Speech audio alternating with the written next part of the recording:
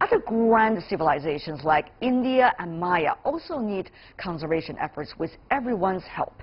We have two female scholars from India and Mexico who shared with us the challenges of their own countries in protecting the priceless past, such as dealing with over-commercialization and exploitation.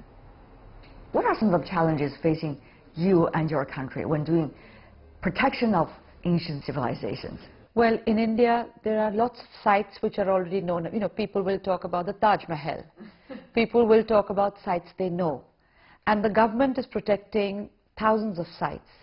But like with China, no matter how much you have protected, like with Mexico, there are so many small sites which still need protection, which are unknown, and which are then left to the local people to preserve. So the challenge there is to make sure that local communities understand how important the past is, not just for the present, but for the future. Is it difficult to do? It is difficult. The local people are willing to do it, but money matters. So if today, to have a high-rise building means something more, they will not care about that little shrine which is on somebody's, that little memorial of somebody who fought maybe 2,000 years ago. Somebody fought and died. And they'll say, huh. But the old men don't. Old women and old men recognize it. But the young ones say the past is the past. We need to live in the future. I think they need to realize the future, the present, and the past are all linked. And what about you, Olga? Mexico. In Mexico, we have more than 60 languages, for instance, and groups of indigenous people all over the country, but especially in the southeast of Mexico. And these people are starting sometimes to not want to speak their own languages. And we talk about an ancient poem in the Nahuatl language that is from Mexico, center of Mexico, that says something like that. When a language dies, you do not have the manner to talk about a bird or the beauty of the sunset or the tree, because you don't have the ways to do it. Compared to India, Olga, you're from Mexico, I'm sure there are more diversities in terms of protecting civilizations, even more challenging, I would assume. Yes, but you can communicate. You can communicate if you relate to them in their own way of being, in their own heart, not from a high position, not from the desk that you decide on public policy. The housing industry in Mexico has wanted to make homes in concrete and brick to the people there, and they have had to see how horrible it is to have concrete homes because it's very hot or very cold in the winter, and the knowledge of the ancient people that have built their homes in different ways, in mud, in very thick walls and very high ceilings, things like that are becoming again something that is necessary to maintain. But the question is, how much do we know? How much can we learn from our ancient civilizations? There is no question we can learn a lot. Are we smart enough to learn? Maybe the people are, but also at government levels across the world, internationally, all governments, regional governments, state governments, national governments, need to know that policy making is not enough. The policy maker, I know they may be in touch with the locals, but you need to be in constant dialogue with people. Because if you want to remove my little one-room hut and give me a huge palace somewhere, I might have an emotional connect. Or I might just say, yes, I will go for the high-rise. But then, what happens to the old grandmother who can wander down to the local market on days when her knees are good? We forget that. So how can we, at a small level and at the international level, listen to our past, listen to the people around us, listen to each other, and then come to informed decisions. But what about that ultimate question? I mean, results vis-a-vis efficiency. What about short-term? What about long-term? You know, when policies are being drawn, all of these issues need to be taken into consideration. Well, many times the trade-off is tourism, for instance. We want money from the tourists, and we want them to come and see this ancient civilizations, and we do not have a management plan for visiting the tourism. We let everyone come in and destroy what we wanted to show off. I think the politicians need to know how to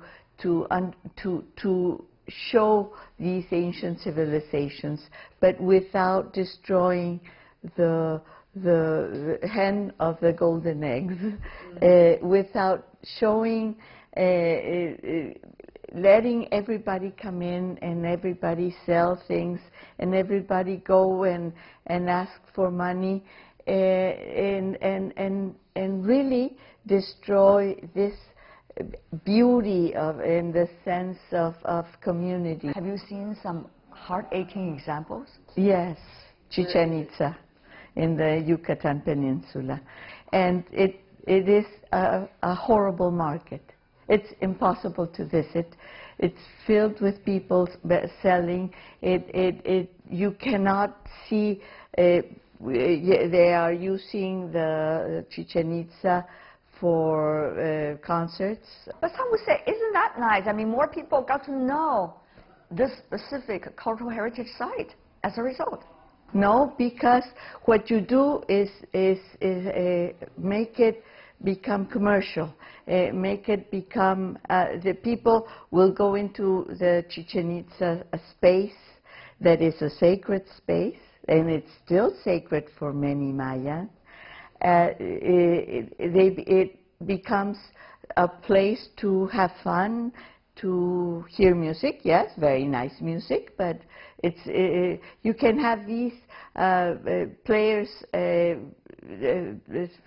have concerts somewhere else and raise awareness. Yes, but somewhere else, not in this sacred, very special space. I want to come back to that word you use, about time. Because we look at something and we say, and I've heard this recently in India, that instead of preparing mortar, which takes 20 years, they say, we don't have the time for it.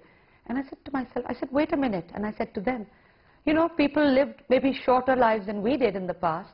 If they had the time, why do we suddenly feel that we have to do everything in a hurry? Why does change have to come in a hurry? Why do we need to look at short-term benefits for everything?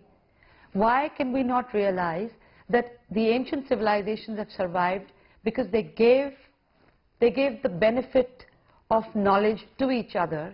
They realized that it takes time to do things, that short-term fixes will just be short-term fixes. So you have, sudden tourists coming in.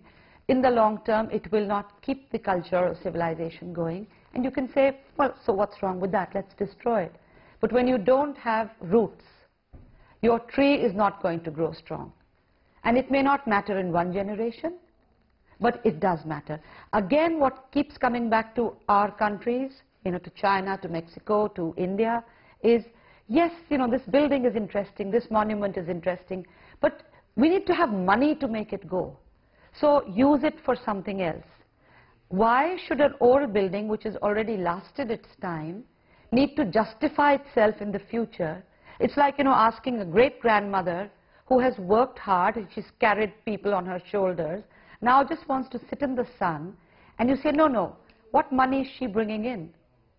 Well, I think something in that thinking needs to be concentrated to look for solutions and not just look at simplistic solutions. Well, maybe both of you don't care about the speed, but so many people around you, they do. They talk about speed, they talk about everything needs to happen fast, overnight, they talk about money. They value what is the latest rather than the ancient and the past.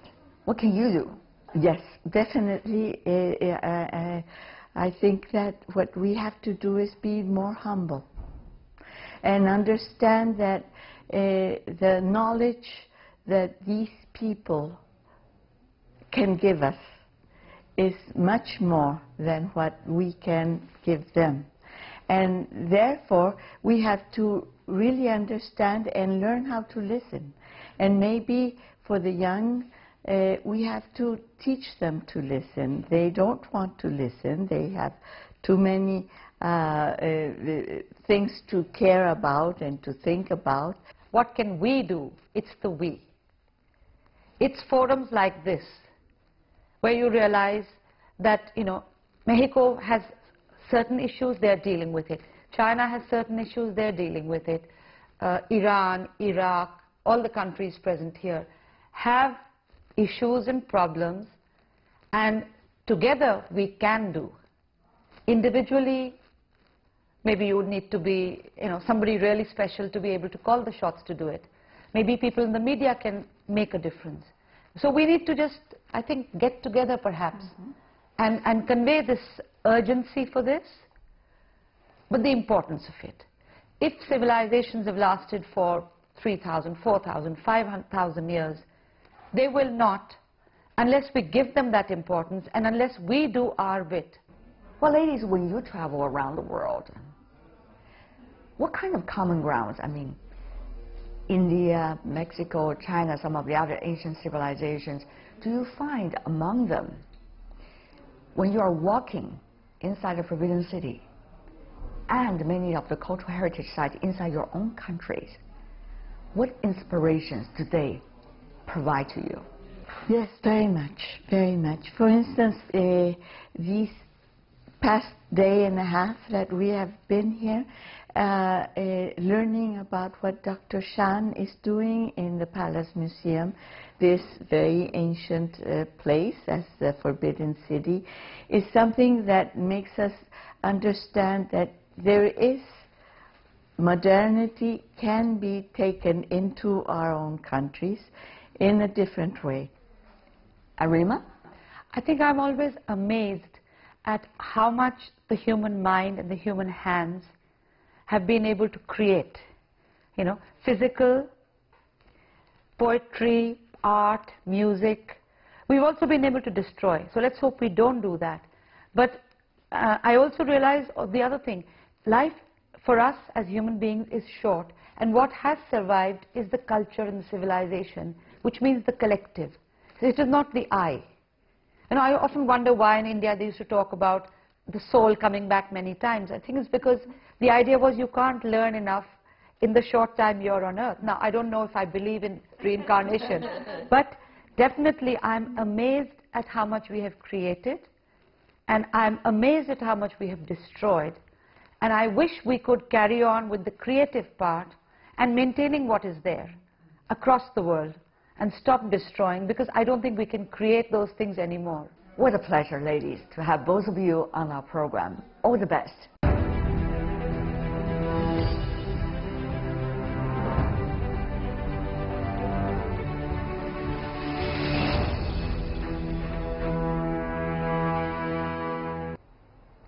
Protecting cultural heritage on the International Museum Day. That is all the time we have for today. If you'd like to see more, try to find us World Insight CGTN into your search engine, or check out our YouTube channel. Also follow us on Twitter, Facebook, and Sina Weibo. From me, Tian Wei, and everyone on the World Insight team, thanks for watching, and tune in again next time for insights across China and around the world. The weekend is up, so have a good one.